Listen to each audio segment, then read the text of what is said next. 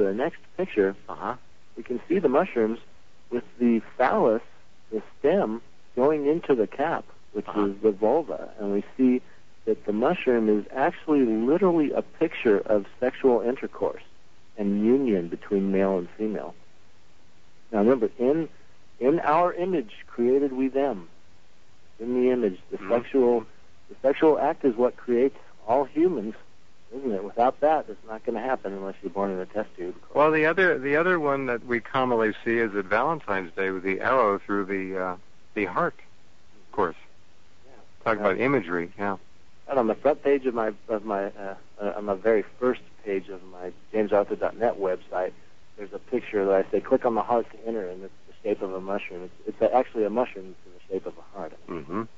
But so what we're looking at here is we're looking at male and female both combined within one thing. And this is what this rebus is, hermaphrodite. That rebus has some pretty formidable legs. I don't know which side is the female, but middle linebacker legs. All right. Totally, yeah.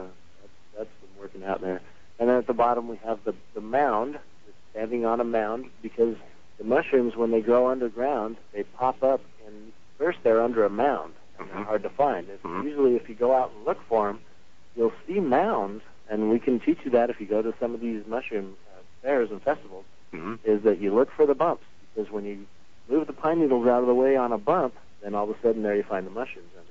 Bumper stickers for you. Yeah, so this look for the bumps. Yeah, look for the bumps, really. Yeah. And then on the right we have the picture of the phoenix again. I explained the symbolism of that. We have the tree of life, of course, again on the left-hand side, and we have the upraised cup with the serpents in it. Oh, and by the way, the serpents down in the bottom, notice that they're throwing up, because a lot of times when you do these substances, you expulse, you throw up. There's some passing nausea, I understand. Yeah, and this is also considered in the shamanistic cultures very cleansing. You're getting rid of these poisons that are in your system that you don't want. Okay. So it's a very cleansing process, and that's why these snakes are under the ground. This is another symbol for the mushroom, which is the snake, because part of its phallus shape is definitely part of the snake in its early stages. Talk right into the phone. You can see the... You're losing your phone. There you go. Sorry about that. Yeah, you can see the resemblance of the mushroom with the snake in its middle stages. Okay. And so... all of this is symbolic. Now it's raising up a snake on one side, which is obvious. Then it's raising the grail cup on the other side, which is another symbol for the mushroom. And one of the books that I have in the works right now is The Final Quest of the Holy Grail. This is talking about all of the ancient mythologies surrounding King Arthur and the Knights of the Round Table and the quest for the Holy Grail, which is the mushroom hunt, a hunt for the knowledge of the mushroom. And so if we go down, we have to actually go down beyond the mushroom pictures now and go down into the next one, which is a Hindu picture of Harihara or Hari. And you'll notice that again we have the same thing as the rebus, half male on one side and female on the other side. And they're holding up this skull cap, which is filled with blood, or which is another symbolic metaphor for the mushroom use.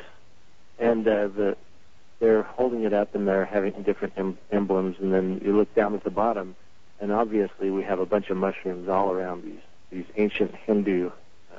How old an image is this one? Do you know? Oh well, this goes back at least 1,000 years, probably more than that. This is from the Tantra Asana, from Ajit Mukherjee's book.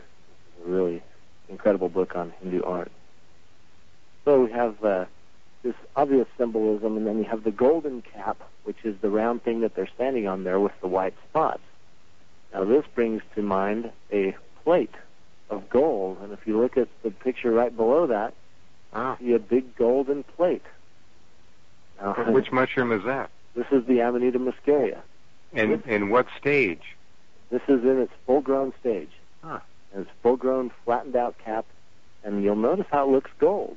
I mean, literally, it looks like metallic gold. It's not red anymore. Yeah, well, this is actually from New York State, and back on the East Coast, they're yellow. Oh, really?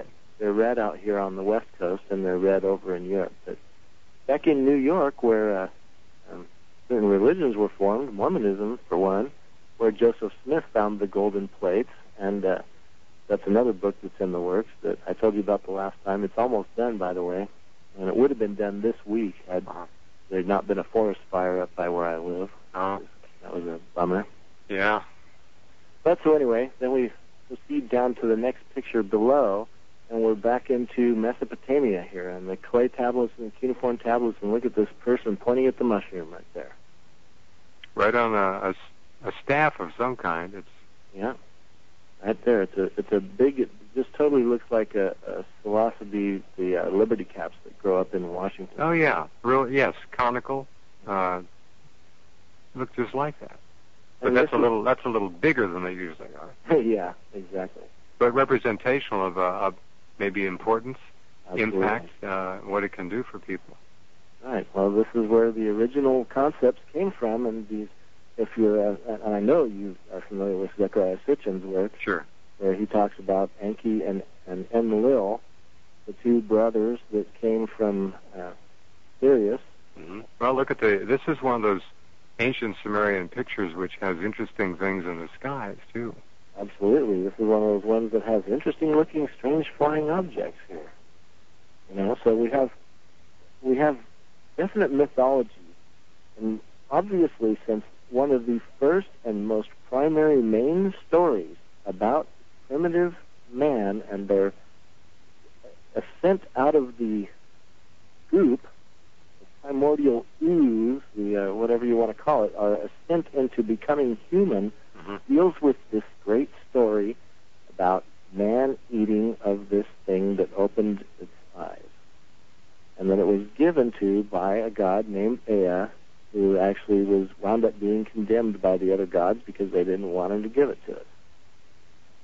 So now we have years and years of persecution that's happened through all these religious organizations towards the shamanistic, free will religious concept that happens on the planet. But now we're decoding it. We're opening it back up. Many researchers are being very forthcoming in bringing to light new discoveries such as what I've been talking about tonight, this great cycle of this birth process of the god being conceived in the death of dying and then being conceived on Easter, resurrecting, and then 49 days after that, which just happens to be the same time when the pineal gland floods our brains with the same chemical that's in mushrooms, and then all of a sudden we're touched upon by the Holy Spirit, and now we wake up at 9 months after the Easter, then we have the birth of the God Day, and all of these holidays and all of this religious symbolism has to be brought to light in order for humanity to understand where their place is in the universe and what is good for us and what is bad for us.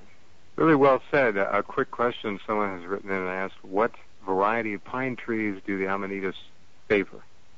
Well, lots of them. I mean, I've found them under lodgepole.